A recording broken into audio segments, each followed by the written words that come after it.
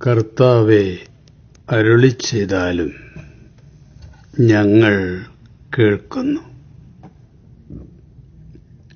മക്കളെ, ഞാനാണ് ജീവനും പുനരുത്ഥാനവും. ജീവചൈതന്യം പുറപ്പെടുന്നത് എന്നിൽ നിന്നാണ്. പലരും ജീവിതത്തിൻ്റെ സമൃദ്ധി തേടുന്നത് പലയിടങ്ങളിലാണ്. വാരിക്കൂട്ടുന്ന സമ്പത്ത്, എൻ്റർടൈൻമെൻ്റ് ഇൻഡസ്ട്രി ഒരുക്കുന്ന വിഭവങ്ങൾ, അധികാരസ്ഥാനങ്ങൾ, അങ്ങനെ പലതും. എന്നെ അന്വേഷിക്കുന്നവർക്ക് ശാശ്വതമായ ജീവൻ ഞാൻ സൗജന്യമായി നൽകും, സമൃദ്ധിയായി നൽകും. എൻ്റെ അടുക്കൽ വന്ന് എൻ്റെ മൃദുല ഉപദേശങ്ങളാകുന്ന നുകം ചുമലിൽ വയ്ക്കുന്ന മക്കളിൽ ഞാൻ എൻ്റെ ജീവൻ നിറയ്ക്കും. അവരുടെ ഹൃദയത്തിൽ ആനന്ദവും കൃപാവർഷവും പെയ്തിറങ്ങും. ലോകം മുഴുവൻ നേടിയിട്ടും സന്തോഷിക്കാൻ കഴിയാത്ത അനേകം മക്കളുണ്ട്. ഭൗതിക സമൃദ്ധിയിലാണ് സന്തോഷമെന്ന തെറ്റിദ്ധാരണയാണ് അതിൻ്റെ കാരണം.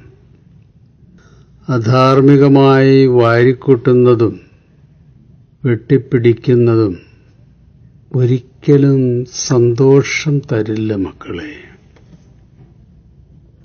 ഞാൻ തരുന്നതിൽ സംതൃപ്തിയും നന്ദിയുമുള്ളവർക്കാണ് സന്തോഷിക്കുവാൻ സാധിക്കുന്നത്. ദൈവത്തോടുകൂടെയുള്ള അല്പമാണ് ദൈവം കൂടാതെയുള്ള അധികത്തേക്കാൾ ശ്രേഷ്ഠമെന്ന് മക്കൾ തിരിച്ചറിയണം. അത് തിരിച്ചറിയുന്ന മക്കൾ കാറ്റിനെ പിടിക്കാനുള്ള ഓട്ടത്തിൽ നിന്നും തീർച്ചയായും പിന്മാറും. അപ്പോൾ അവരുടെ മനസ്സിലെ ആന്തരിക കോളിളക്കങ്ങൾ ശാന്തമാകും. വിശക്കുന്നവരും ദാഹിക്കുന്നവരുമായ മക്കളെ, ജീവജല നദിക്കരയിലേക്ക് നിങ്ങൾ കടന്നുവരൂ. നിങ്ങളുടെ ആത്മാവിൻ്റെ വിശപ്പും ദാഹവും തീർക്കാനും സന്തോഷം നൽകുവാനും എനിക്കല്ലാതെ മറ്റാർക്കും കഴിയില്ല. മക്കളെ, ഞാൻ ജീവനും പുനരുത്ഥാനവുമാണ്. എൻ്റെ സമാധാനവും സന്തോഷവും സ്നേഹവും എൻ്റെ മക്കൾക്കുള്ള വിസ്മയ അനുഗ്രഹങ്ങളാണ്. സ്വർഗരാജ്യത്തിൻ്റെ ഈ അനുഭവങ്ങൾ ഇപ്പോൾ ജീവിതത്തിൽ അനുഭവിക്കുന്ന അനേകം മക്കളുണ്ട്. അതുകൊണ്ടാണ് സ്വർഗരാജ്യം നിങ്ങളുടെ ഇടയിൽ തന്നെ ഉണ്ടെന്ന് ഞാൻ പറഞ്ഞത്. പാപമരവിപ്പ് മൂലം നിഷ്ക്രിയമായ ആത്മാവിൽ ജീവൻ പകർന്ന് ഉയർപ്പിച്ച് സന്തോഷവും പ്രത്യാശയും നൽകാൻ ജീവന്റെ തമ്പുരാനായ ഞാൻ നിന്റെ തൊട്ടടുത്തുണ്ട്. നിന്റെ ഹൃദയത്തിലെ പ്രതിരോധത്തിൻ്റെ കല്ല് മാറ്റിയാൽ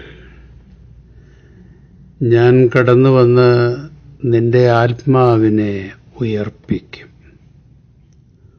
വിശ്വസിച്ചാൽ എൻ്റെ മഹത്വം നിനക്ക് കാണുവാൻ കഴിയും. യോഹന്നാൻ 11:25 യേശു അവളോട് പറഞ്ഞു, ഞാനാണ് പുനരുത്ഥാനവും ജീവനും. എന്നിൽ വിശ്വസിക്കുന്നവൻ മരിച്ചാലും ജീവിക്കും. മത്തായി 11-ാം അധ്യായം. അധ്വാനിക്കുന്നവരും ഭാരം ചുമക്കുന്നവരുമായ നിങ്ങളെല്ലാവരും എൻ്റെ അടുക്കൽ വരുവിൻ. ഞാൻ നിങ്ങളെ ആശ്വസിപ്പിക്കാം. ഞാൻ ശാന്തശീലനും വിനീത ഹൃദയനുമാണ്. എൻ്റെ നുകം വഹിക്കുകയും എന്നിൽ നിന്ന് പഠിക്കുകയും ചെയ്യുവിൻ. അപ്പോൾ നിങ്ങൾക്ക് ആശ്വാസം ലഭിക്കും.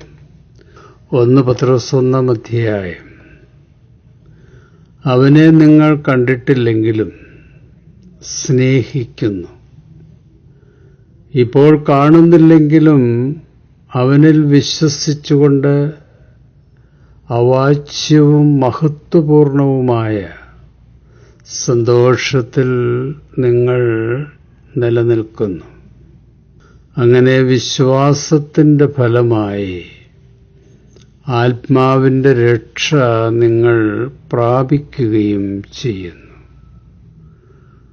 ഈ തിരുവചനങ്ങൾ നമ്മുടെ ഹൃദയത്തിൽ ജീവന്റെയും പ്രത്യാശയുടെയും അനുഗ്രഹകരമായ ഉയർത്തെഴുന്നേൽപ്പ് നൽകട്ടെ. ശുഭാശംസകളോടെ എ പി ജോർജച്ചൻ.